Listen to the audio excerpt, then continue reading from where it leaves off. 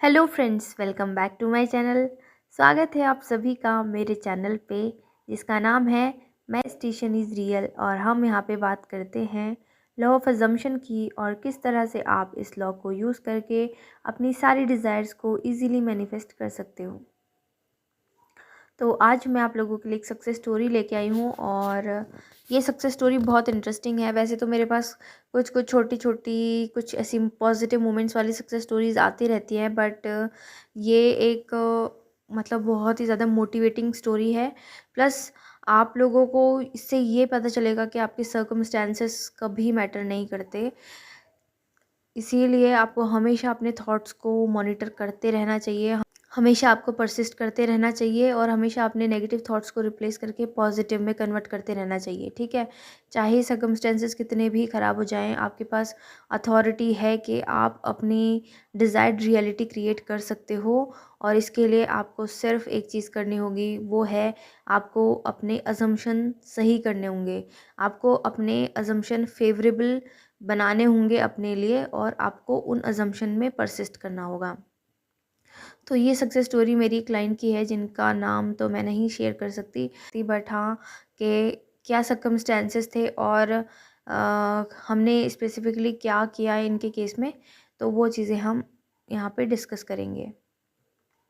तो इनका जो सेशन था वो मैंने नवंबर में लिया था, 29 नवंबर को एग्जैक्टली।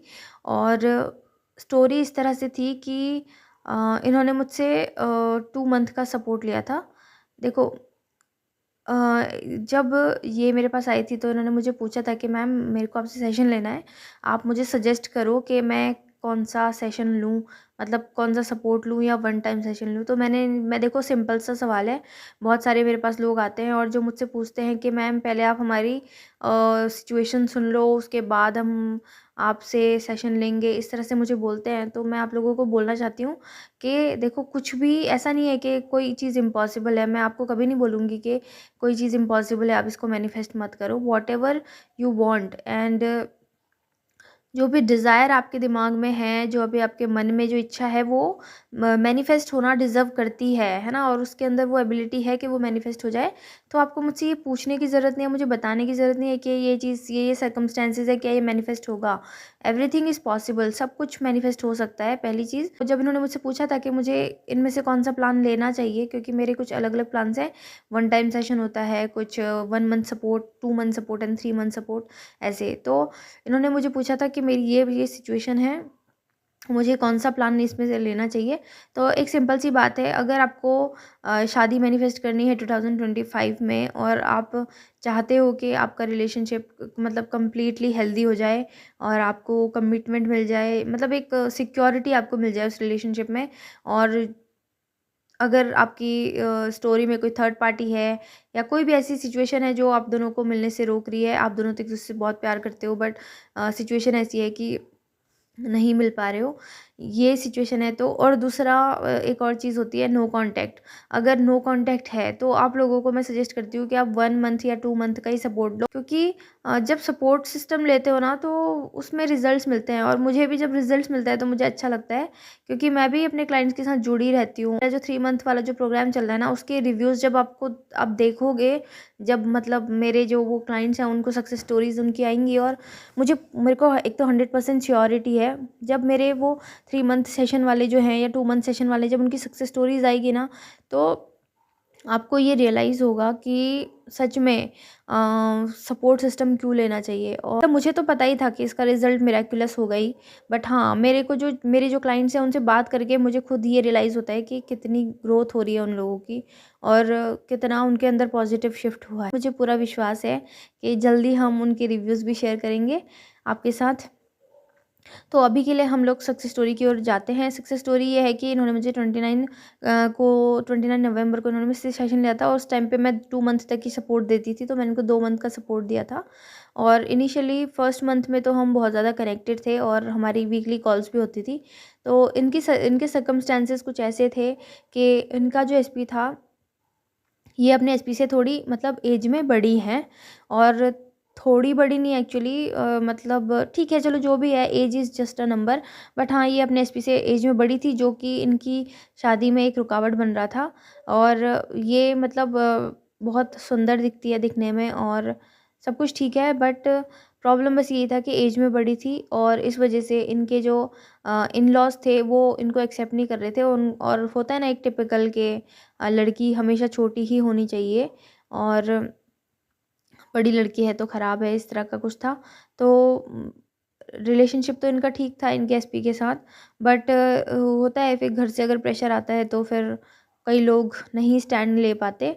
तो उन्होंने भी नहीं लिया इनके लिए स्टैंड और उन्होंने इनिशियली तो बोलते थे कि वो शादी करना चाहते हैं और पूरी कोशिश करेंगे, घर वाले मान जाएंगे और बहुत ओपन माइंडेड हैं ये। बट इन्होंने ही नेगेटिव अजम्पशन, मतलब जो मेरी क्लाइंट है इन्होंने ही मतलब ये नेगेटिव अजम्पशन बना लिया था कि इन्हें डर था कि मतलब कहीं एज की वजह से तो कुछ प्रॉब्लम नहीं होगा, क्योंकि इन्होंने सेम सिचुएशन देखी थी अपनी एक फ्रेंड के साथ। तो इन्हें लग रहा था कि कहीं इनके साथ भी ऐसा ना हो, इनके साथ भी ऐसे ना हो।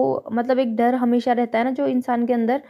जब इनका रिलेशनशिप अच्छा था तभी भी ये डर इनके अंदर था कि एज की वजह से कहीं मुझे रिजेक्शन ना मिल जाए, एज की वजह से कहीं रिजेक्शन ना मिल जाए। तो हुआ भी वही। जब इनके इन लॉज को ये पता चला कि ये एज में बड़ी हैं तो उन्होंने मतलब साफ साफ मना कर दिया और उन्होंने अपने बेटे को भी मतलब बोल दिया कि अगर तुम्हें इससे शादी करनी है तो तुम मतलब चले जाओ यहाँ से और कर लो, लेकिन हम अलाउड नहीं करेंगे। और ये भी, और फिर साथ साथ में बहुत सारे तर्क वितर्क दे देना कि बड़ी एज में लड़कियों की ज़्यादा एज है तो ये प्रॉब्लम होगी, ज़्यादा एज है तो वो प्रॉब्लम होगी, है ना, ऐसे करके। तो उस लड़के को भी एक तरह से इन्होंने मतलब ठीक है मैनिपुलेट कर दिया या फिर जो भी करा। मैनिपुलेट तो नहीं बोलेंगे बट हाँ वो चीज़ मतलब ख़राब हो गई और कहीं ना कहीं इन्होंने ही ये चीज़ क्रिएट की थी। ये नहीं लगता था कि ऐसा हो सकता है कुछ। और एक चीज़ और है जो कि चलो हम नेक्स्ट वीडियो में बोलेंगे। नेक्स्ट वीडियो में मैं आप लोगों के लिए अफर्मेशन की स्टेजेस भी लेके आने वाली हूँ। वैसे मैं आज ही बनाने वाली थी वो वीडियो, बट आज मेरे पास सक्सेस स्टोरी आ गई और ये सक्सेस स्टोरी रियली बहुत मोटिवेटिंग है, आप लोगों के लिए भी होगी। और मुझे बहुत सारे कमेंट्स और मैसेज भी आए पर्सनली कि मैम आप इस पे वीडियो बनाओ, तो मैंने सोचा कि आज इसी पे बात कर लेते हैं। ठीक है, तो ये सर्कमस्टेंस था कि एज ज़्यादा होने की वजह से इनका जो 4 साल का रिलेशनशिप था वो ख़त्म होने की कगार पे आ गया था। और रीज़न वो एज का गैप नहीं था, बट इनकी जो सोच थी वो थी, इनका जो डर था वो मैनिफेस्ट हुआ था कि इनके इन लॉज ने इनको एक्सेप्ट नहीं किया। फिर इसके बाद इन्हें लॉ ऑफ अट्रैक्शन की नॉलेज मिली और लॉ ऑफ अट्रैक्शन में इन्होंने बहुत सारी टेक्निक्स की, 555 किया, जो भी नॉर्मली जो करते हैं इनिशियली जब इस लॉ के बारे में जानते हैं तो वो सारी टेक्निक इन्होंने की। बट इनको बिल्कुल भी शिफ्ट नज़र नहीं आ रहा था। एक तो उसका रीज़न ये भी था कि ये अंदर से बहुत दुखी थी और अंदर से दुखी होने का कारण तो पता ही है कि जो पार्टनर जिन पे इनको विश्वास था, ऊपरी लेवल पे तो विश्वास था बट अंदर से एक तरह से डर भी था कि कहीं छोड़ ना दे। तो वो तो था ही, बट हाँ लेकिन दुःख तो होता ही है कि मुझे कैसे छोड़ दिया। एक रिजेक्शन, फीलिंग ऑफ रिजेक्शन भी इनको बार-बार आ रही थी। तो इन्होंने वो सारी टेक्निक्स की बट इनको नहीं मिला और फिर इन्होंने अपने जो भी इन वो हमारी जो मैम हैं, एक बहुत फेमस मैम शांभवी राज मैम, उनसे भी सेशन लिया। फिर उन्होंने क्या बोला होगा आप लोग अनुमान लगा ही सकते हो। तो फिर इन्होंने इसके बाद इन्होंने और भी 1-2 कोच से लिया बट इनको कुछ ज़्यादा हेल्प नहीं मिली। फिर उसके बाद ये मेरे पास आई। देखो मैं आपको ये बोलना चाहती हूँ कि इन्होंने पहले से ही अपने ऊपर काम किया। मतलब वो जो छोटी-छोटी जो टेक्निक्स करना होता है या फिर जो भी अफ़र्मेशन करना होता है, जो भी एक लंबे पीरियड तक एक ही चीज़ पे जो लगे रहते हैं, उसके बाद ना कहीं न कहीं वो भी ये होता है कि हम खुद के ऊपर काम कर रहे हैं। तो ऐसा नहीं है कि मेरे पास आके इनको कोई जादू हो गया, बट हाँ गाइडेंस मिलती है और एक कंसिस्टेंट गाइडेंस मिलती है, तो शायद उससे बेनिफिट हुआ। बट हाँ, इन्होंने अपने ऊपर काम किया था, मैं बोलना चाहती हूँ आपसे। लेकिन जब ये मेरे पास आई थी तो ये सच में मतलब बहुत ज़्यादा ऐसे था कि मैम मैं बहुत टाइम से ये कर रही हूँ, लगभग 1 साल हो गया है, मैं सारी टेक्निक कर चुकी हूँ और मैं हर चीज़ कर रही हूँ, मैं अफ़र्मेशंस कर रही हूँ, मैं ये कर रही हूँ, मैं वो कर रही हूँ, बट मुझे रिज़ल्ट क्यों नहीं मिल रहे हैं। और बस आप मेरी लास्ट होप हो, ये है, वो है, ऐसे करके मुझे बोल रही थी। ठीक है, बट हम लोगों ने काम किया इन पे। हमने क्या-क्या किया मैं वो भी आपको बता देती हूँ।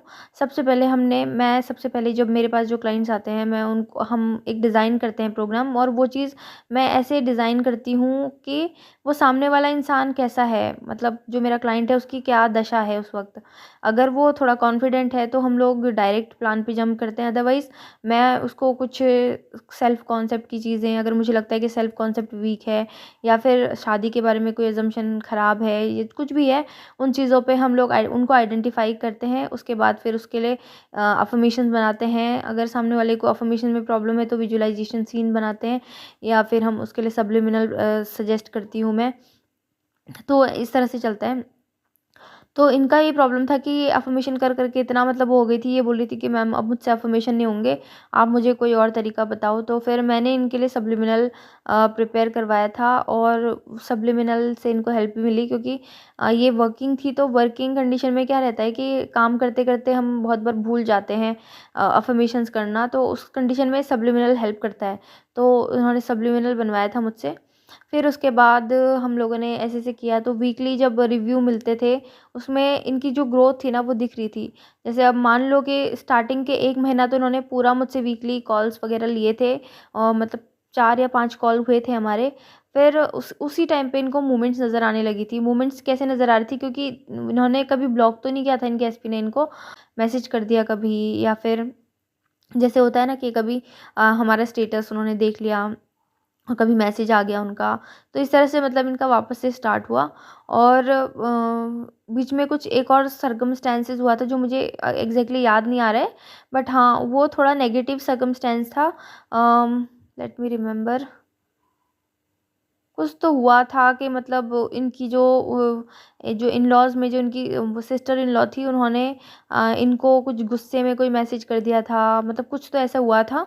तो इनको ऐसे लगा कि यार ये अचानक से कैसे हुआ, कि मतलब उसने मुझे मैसेज क्यों किया, और वो भी इतना मतलब गुस्से में। तो बहुत मतलब ये परेशान भी हो गई थी, और उन्होंने मुझे बताया कि मैम ऐसे मैं तो पॉज़िटिव अफ़र्म कर रही हूँ, फिर ये नेगेटिव क्यों हो रहा है? मैं तो उन सब के लिए अच्छा अफ़र्म कर रही हूँ, फिर ये मेरे को नेगेटिव मैसेज क्यों आया है?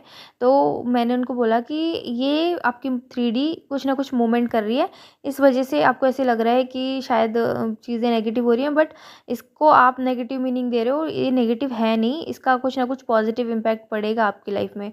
और उससे हमने ये कंक्लूज़न निकाला कि अचानक से उसकी सिस्टर इन लॉ को इनकी याद कैसे आई, तो इसका मतलब है कि बैकग्राउंड में कुछ तो मूवमेंट हो रही होगी, है ना? तो फिर हमने और ज़्यादा परसिस्ट किया, और परसिस्ट करते-करते फिर इनके एसपी से बात हुई, और फिर धीरे-धीरे करके चीज़ें सही होने लगी, और इनके एसपी ने इन पे इंटरेस्ट दिखाना शो किया, और साथ में ये भी बोला कि वो हमेशा से मतलब इनसे ही शादी करना चाहता है, इनसे ही बात करना चाहता है, बट वो सोसाइटी के प्रेशर में, और फिर जो भी बातें होती हैं कि ज़्यादा एज में लड़की से शादी करो तो ये प्रॉब्लम होती है, वो प्रॉब्लम होती है, गैप आ जाता है एक थिंकिंग में, और वो भी फिर फैमिली में मतलब जो बच्चे वगैरह होते हैं उसमें भी दिक्कत होती है, ऐसा कुछ जो भी थी, मतलब उस वो चीज़ उनके दिमाग में थी, तो वो उतने टाइम से उसी चीज़ से लड़ रहे थे। उन्होंने इन्हें बताया कि और मैंने मतलब अब मैं उस चीज़ से उभर चुका हूँ, और मुझे मतलब पूरा पक्का मुझे पूरा,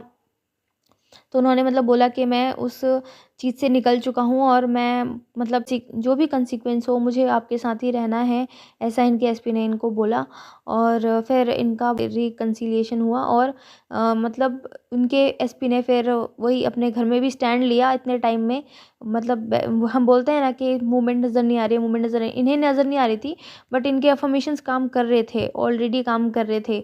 और जब मेरे पास आई तो क्या हुआ कि मेरे पास नहीं, ज़रूरत नहीं है आपको मेरे पास आने की, बट हाँ, अगर आप खुद भी कर रहे हो तो आप इस चीज़ का ध्यान दो कि आप अफ़र्मेशंस कर रहे हो तो ना उनको कंसिस्टेंसी के साथ करो। ये मत सोचो कि वो नहीं काम कर रहे हैं, आपको मूवमेंट नज़र नहीं आ रही है तो उसको ये मीनिंग मत दो कि वो आपके लिए काम नहीं कर रहा है।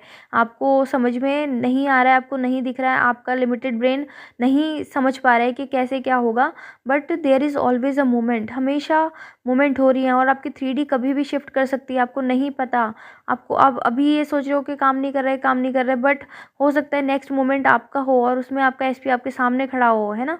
तो मैं ये बात हमेशा बोलती हूँ, मैंने पहले की भी कई वीडियो में बोली है कि कभी भी आपकी 3D चेंज हो सकती है, 1 सेकंड नहीं लगता 3D को चेंज होने में। खुद मेरे साथ ऐसे बहुत सारे एक्सपीरियंस हुए जब मैं बहुत पॉजिटिव आउटकम मैं अफ़र्म कर रही थी और सब कुछ पॉजिटिव पॉजिटिव पॉजिटिव जा रहा था, बट अचानक से बूम कुछ नेगेटिव हो गया और मैं सोच रही ये नेगेटिव कैसे हो गया, ये मैं तो पॉजिटिव अफ़र्म कर रही थी।